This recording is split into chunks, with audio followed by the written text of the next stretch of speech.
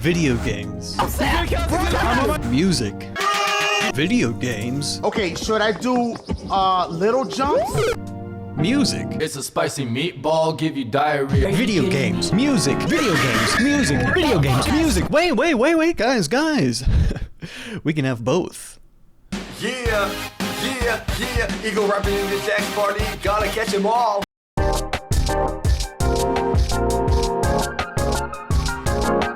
I wanted to revisit the past. The year is 2013. Ninja Sex Party has a music video featuring Jontron, and also featuring Aaron, and like all the other Game Grumps people. But at the end of that video, there's this mysterious thing at the end. Wonder what that's all about. I don't know. It was for Ninja Sex Party and Egoraptor's collaboration. And no, I'm not just talking about Game Grumps. No, it was a music project. A little music project called Starbomb. We beat Elite Four, won the tournament war, but it just didn't get the same rushes before. Yeah, I wanted to talk about Starbomb. So if you know Game Grumps, it's Aaron, Egoraptor Hansen, and Dan, I forget his last name. They've been doing that channel for like 10 years together now. They're not going anywhere anytime soon. But they had a little thing, they had a musical collaboration. And at the time, it made so much sense to do something like this. Because video game parodies were through the fucking roof, especially Minecraft parodies. Diamonds deep down in the dark, wealth beyond my wildest dream. I don't have to get into Minecraft parodies, you understand. They were huge, they were popular. The year was 2013, it was at its peak pretty much. And with that came other video game parodies. Egoraptor was from Newgrounds. He also had a background in just making parodies of video games. It was in his forte. And Ninja Sex Party had the forte of music. Egoraptor had the video games, Ninja Sex Party had the music. Just combine them together and what do you get? You get Starbomb. What's inside the question block?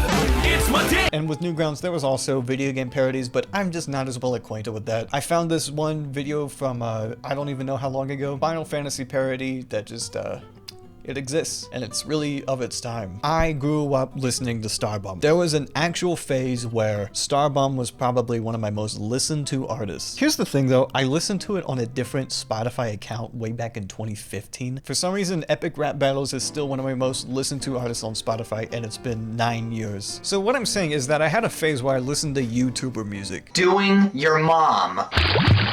And I'm just gonna tell you right now, this is not a squeaky clean retrospective. I'm not gonna talk about the history, I'm just gonna talk about my experience as a Starbomb listener. I went back and re-listened to all of these albums. Starting with the first album, the first thing I noticed was that it was under 30 minutes long. It wasn't a very long album, but going back to it, going back to all of those songs, all of those video game parodies, this type of music was absolutely amazing for my 12-year-old brain. There is a distinct clarity between songs I remember and songs I don't remember. More specifically, I'm talking about songs that had music videos and songs that didn't have music videos, because holy shit did I watch the music videos over and over and over again. Let me pull up the track list real quick. So I got the first Starbomb album pulled up, right? And it starts off with I Choose You to Die, no music video. Fat and depressed, this life had gone south. Luigi's Ballad, music video. It's Dangerous to Go Alone, music video. Mega Marital Problems, no music video. Rap Battle Ryu vs. Ken, music video. And I don't think any of the other ones had. Regratroid had a music video. And aside from Ryu vs. Ken, you'll see a distinct gap between streams. That's usually how promotion goes. You promote some songs on the album more than others. And the songs they did choose,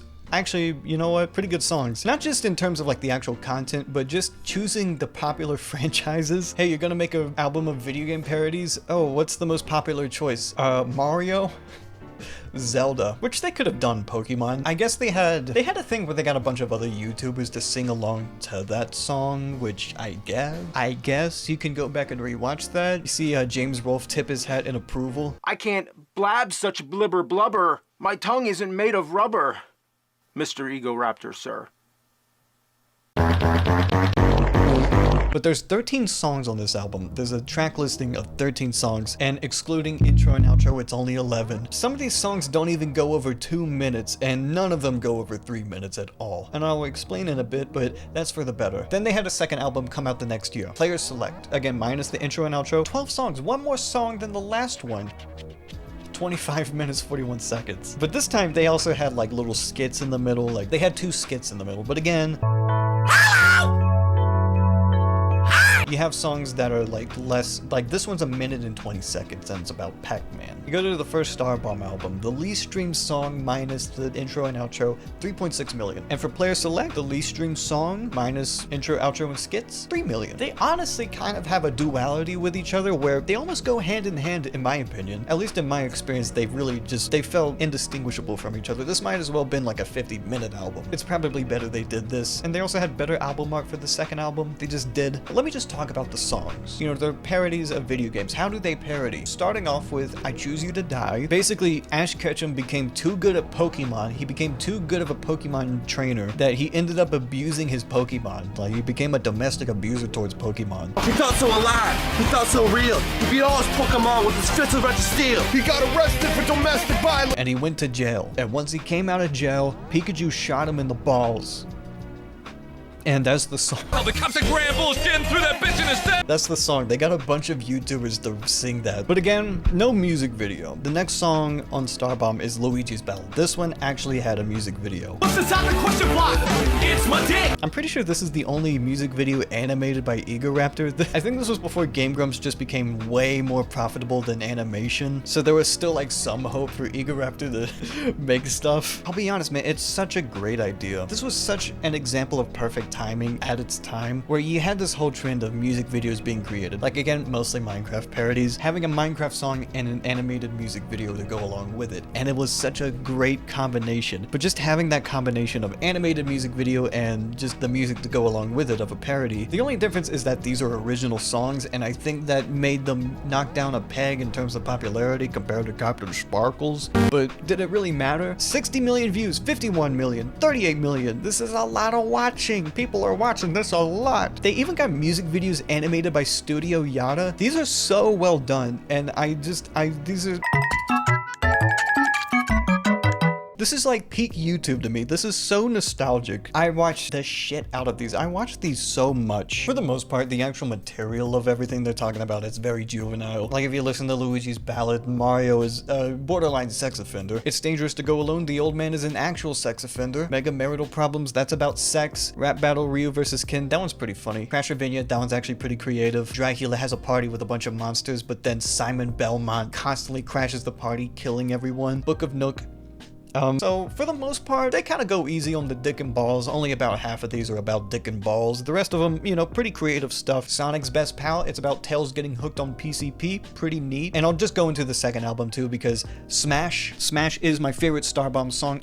You know, if I really wanted to, I could have rated these songs. It's the first Starbomb video I watched, and it's still my favorite music video, my favorite song. I still like this one a lot. They went above and beyond for that. Robots in Need of Disguise, I actually don't remember what that one sounds like. There's even less dick and balls in this album. They even have a callback with the simple plot of Metal Gear Solid. The original one had the simple plot of Final Fantasy VII, and these were the longest songs on the album because it's a convoluted plot. Like how the fuck did they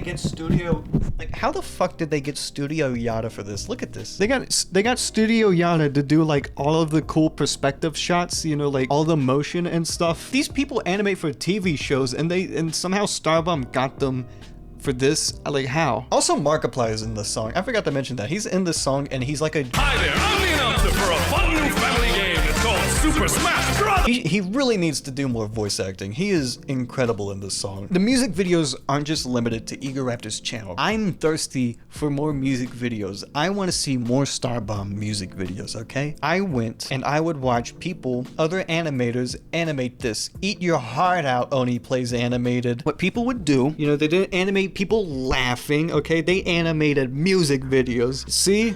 This one's in Gmod. So when they gathered all the Chaos Emerald's tails with the inner side of his genitals, all in the spending spree from his crippling addiction to PCP. I would watch this. I watched this one multiple times back in the day, you know? Dove and Draw can take notes, you know, everybody can take notes from this. I like how they introduced the video of like, oh, Knuckles is telling this story, because they don't really imply that at the beginning. It's just like a random person, but they get Knuckles in this video. It's a cool reimagining. And there's another one, Cass Van Die Pol. He's a huge animator now. Huge huge animator. The recaps, he does a lot of recaps now. 10 years ago, I used to watch him. I watched one video from him, and it was this video of Starbomb, how they visualize the narrative of these songs. Now they got it Simon Belmont, and then he's gonna destroy all the monsters and stuff. I like this. And the songs are catchy. I have nostalgia for these songs. I don't remember the words to this one. I like that. And all the songs have like a little narrative to them as well. Like this one has like the verse, chorus, but for the most part, they're not really trying to do that. They're just trying to have fun. And that's what makes these so fun. Yeah, you had the Mega Man one. I even watched this one, like with the rigging animation. Like this one is about, I want to show you this one part in it. I don't know, it's subtitled in French for some reason,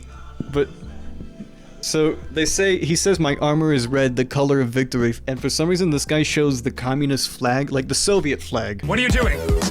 Mega Dick, activate! And then that's supposed to be his cock. It's pretty cool.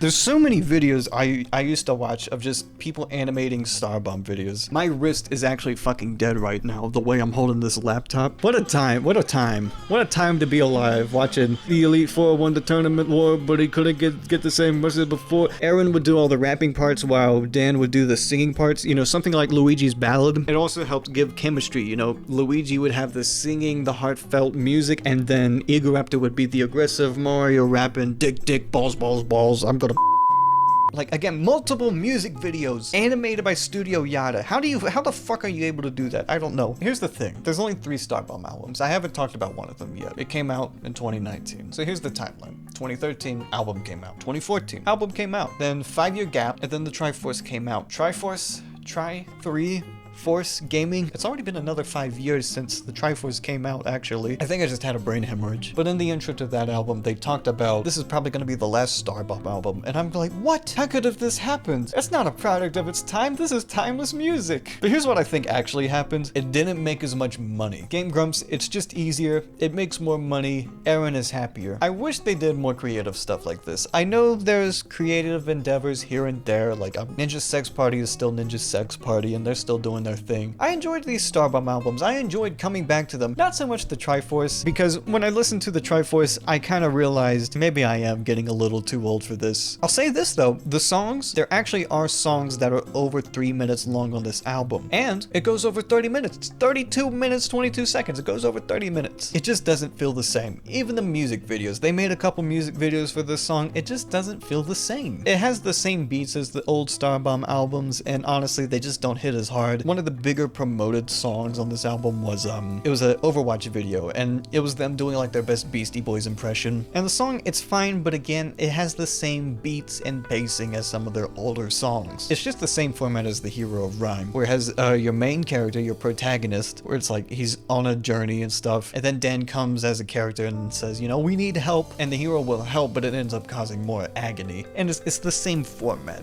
It's the same format. I wish they were a little bit more creative on the Triforce, but it feels more like they were just phoning something in just to have something come in threes. I'll be honest, Starbomb is a very novel concept. After a while, you just kind of get it. You just kind of get the video game parodies. But there was some genuine creativity. When they actually had the enthusiasm to make stuff, they were pretty good at it. Those first 2 Starbomb albums, I like them. You know what? I'm not going to be able to talk about them again. I kind of want to talk about old Ninja Sex Party too while I'm at it. Like 2015 and older, even then, I kind of want to talk about the first 2 Ninja Sex Party albums. Ninja Sex Party, they're still going strong. They're actually still going stronger than ever. But those older songs, I still think about Objects of Desire sometimes. You know, obviously they're better off doing what they do now. I love these music videos so much. They're so much fun to watch. Yeah, and Danny Sexbang would always like wear a kimono. That was like one of his themes. They also had some animated music videos, like Egoraptor animated a music video for Dinosaur Laser Fight. That one's one of the more LOL random songs. I personally prefer something like 3 Minutes of Ecstasy, because these feel more like actual songs. They also had 6969. That was like their big ode to Rush. I'll be honest, once they started doing like cover albums, just albums where they covered songs, I wasn't as big on that. You know, I wanted the original Silly Goose sex songs. So having like them actually just sing Everybody Wants to Rule the World, it's a good showcase of talent. So yeah, I am the snooty Ninja Sex Party fan. I love these older videos. I love them. And you have the old internet. You have the fucking cat playing the piano. This is quirktastic. It's random. Like I'm gonna say it. The debut Ninja Sex Party album, best one. I don't care what anyone says, okay? This is another thing they did. Okay, so you see this album cover. Look at this album cover of Ninja Sex Party, Not Safe for Work, okay? That is not the right album cover. Look at that album cover. Now look at me. That's not the right album cover. Give me the real Ninja Sex Party NSFW cover. I want you to look at this, alright? This is the real NSFW by Ninja Sex Party. That is the real Ninja Sex Party NSFW cover. I don't know why they changed it. It looks like those magnets on refrigerators and shit. And also, they changed the Strawberry and Cream album cover too, but I'm not as worried about that one. It works fine. They still kept the colors.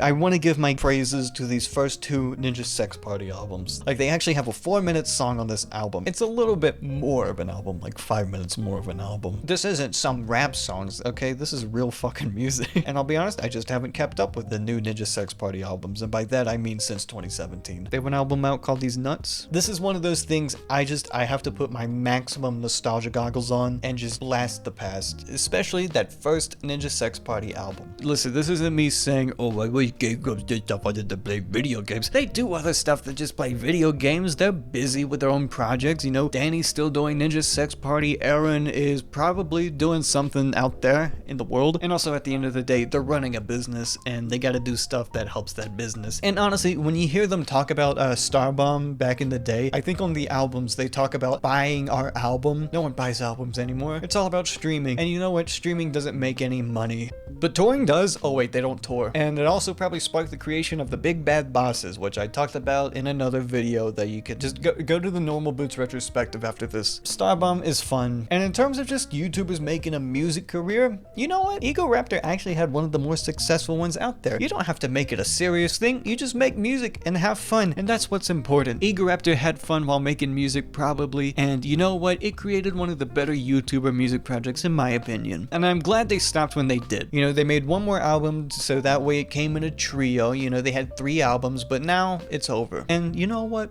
That's fine. It's fine that this project has closed, its gates. It's closed its opportunity. Like, again, what are they gonna do? Talk about dick and balls more? Probably not, because they're not gonna make any more songs. I mean, it kind of sucks that the algorithm encourages Game Grumps more than it encourages Starbomb, but at least, you know what? I'm trying to get paid off him by talking about this. That's kind of what I'm getting at. Also, for the regular Nomad watchers, I am moving. This is the last you'll see of Mr. Smiley for, like, I don't know how long. Say goodbye to this iconic environment. I'm not even, if you want to see like me do my regular setup, just go to the Cody Co video. I still have a schedule, like I'm still making videos every week, but it's just not gonna be here. It's not gonna be in here. I'm really tired, but I still have to move out, so that's what I'm gonna do after I stop recording. Yeah, this fucker's coming with me.